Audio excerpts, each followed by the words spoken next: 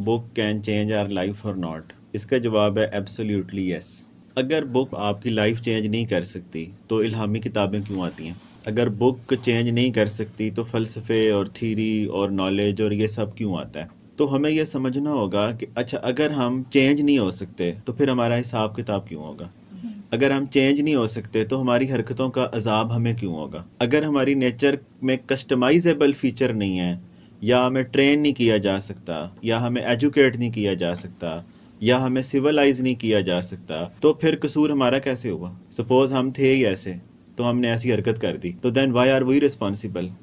تو اگر یہ آئیڈیا ڈینائی کر دیا گیا کہ کتاب ہمیں چینج نہیں کر سکتی، اور یعنی کتاب کا کیا مطلب ہے؟ کتاب کا نالج؟ تو اگر علم ہمیں چینج نہیں کر سکتا اور جانور بھی انسٹنکٹیولی رسپونڈ کر رہے ہیں اور ہم بھی کر رہے ہیں، تو پھر ہمارے میں فرق کیا ہوا؟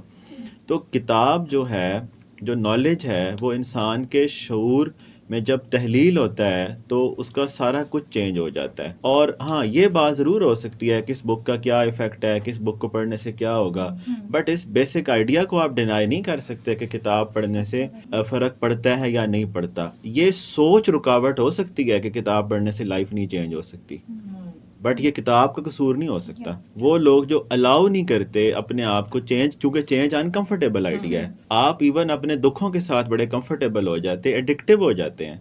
تو کتاب جیسے ہی اس کو ہلاتی ہے اور آپ کی سوچ کو سوال کیا جاتا ہے، it is very uncomfortable to face the truth. تو آپ کے بارے میں بھی کچھ سچ ہوتے ہیں جو آپ نے خود بھی خود کو نہیں بتائے ہوتے۔ تو کتاب جب ان سچائیوں کو کھولتی ہے تو انسان انکمفرٹیبل ہوتا ہے، بکھرتا ہے، ٹوٹتا ہے، اور وہ دوڑتا ہے اپنی انا کے بت کی طرف۔ تو وہ ریزسٹ کرتا ہے آئیڈیا آف ریڈنگ دا بک۔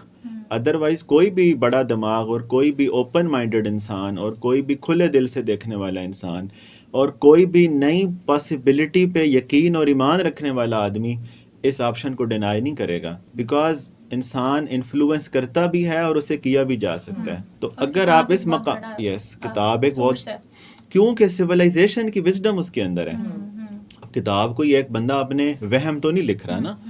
اب یہ جس طرح یہ کتاب ہے، اس کے پیچھے ریسرچ کھڑی ہے، سائیکالوجی کی ریسرچ کھڑی ہے، پرسویشن کی ریسرچ کھڑی ہے، سیلف ہیلپ کا یونرا کھڑا ہے، اس کی آبزرویشن ہے، اس کا عمر کا تجربہ ہے۔ اب کتاب سے استفادہ بھی نہ کرنا، کتاب، اچھا یہ وہ بندے کہہ رہے ہیں کہ کتاب کو پڑھنے سے کچھ نہیں ہوتا، عمر بھر سلیبس کے علاوہ کتاب پڑھی بھی کوئی نہیں ہوگی۔